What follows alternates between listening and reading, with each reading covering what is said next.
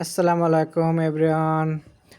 অনেক দিন পর দেখাবো আপনাদেরকে বটি দিয়ে কাটা। আমি বটি দিয়ে আজকে সবজি কাটবো। আর সবজি বলতে গেলে আমি করলা ভাজি করবো আজকে। সো করলা ভাজির জন্য আমি এখানে করলা নিয়েছি, আলু নিয়েছি আর হলো পেঁয়াজ। সব বটি দিয়ে বসলাম একটা মোড়া নিয়ে। আমি এখন এটা দিয়ে আমি কাটে দেখাবো আপনাদেরকে। তো আসলে অনেকদিন পর বটি দিয়ে কাটা, কারণ এর আগে অনেক আগে বটি দিয়ে কাটিয়েছি।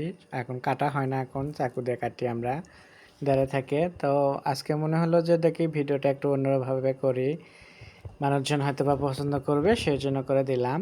তো আজকের ভিডিওতে করলা ভাজির জন্য আমি করলা কাটতেছি, দেখতেই পারছেন। আর করলা ভাজির স্টাইলটা আপনারা দেখতেই পারছেন, কাটতেছি আমি।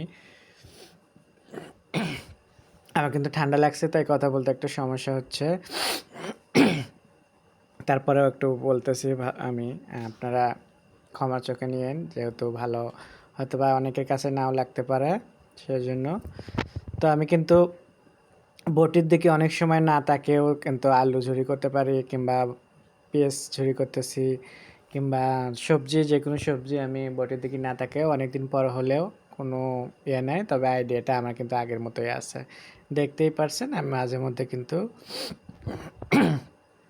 কথা বলতেছি। আর আমার বাবরি চুলের একটাকে ঝাড়ি দিচ্ছি, দেখতে পাচ্ছেন চুলটাকে নিয়ে।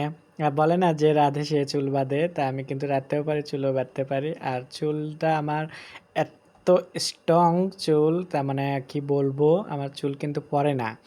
কারণ আমি এখানে 5 বছর ধরে একটা শ্যাম্পু, একটা কন্ডিশনার ইউজ করতেছি। কোম্পানির নামটা আমি বলবো না এই মুহূর্তে, পরের ভিডিওতে আমি বলবো। কিন্তু শ্যাম্পু কন্ডিশনার দুটাই আমার কাছে খুবই ভালো লাগলো, কারণ আমার চুল পড়ে না, এর জন্য করে। আমার বাবরি চুল দেখতেই পারছেন, একদম মাথা ভর্তি চুলগুলো। তো আমার চুলগুলো কিন্তু একটু সবসময় একটু বড়ই রাখি। তারপরে অনেক বড় হয়ে গেছে, একটু কাটতে হবে। তো আগামী মাসে আমি একটু চুলটা কেটে নেব। এই ফাঁকে করলা ভাজিগুলো কাটা দেখতেছেন, করলা কাটে নিচ্ছি ভাজির জন্য করে। আর আপনাদের সাথে একটু গল্প করতেছি। তো গল্পটা কেমন হলো আমি জানি না। তো গল্পটা আপনাদের মতো অনেক জানি আমি, অনেক আপুরা ভাইয়েরা কন্টেন্ট করেন যারা, তাদের আমি ভিডিওতে দেখি অনেক সুন্দর করে আপনারা কথা বলেন। আমি অত সুন্দর করে কথা বলতে পারি না, গুছিয়েও না। তো যাই হোক, আমি একটু ভুলভালই হয়তো বা বলে যাচ্ছি। আস্তে আস্তে হয়তো বা আপনাদের সাপোর্টে এক সময় হয়তো বা মোটামুটি পেরে যাব।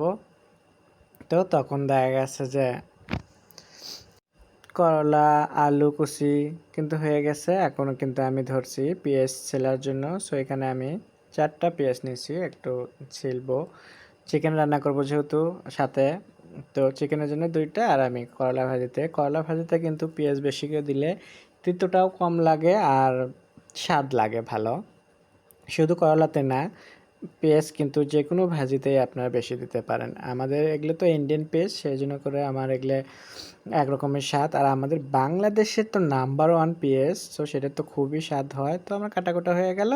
সবাই ভালো থাকবেন, নতুন ভিডিও দেখা।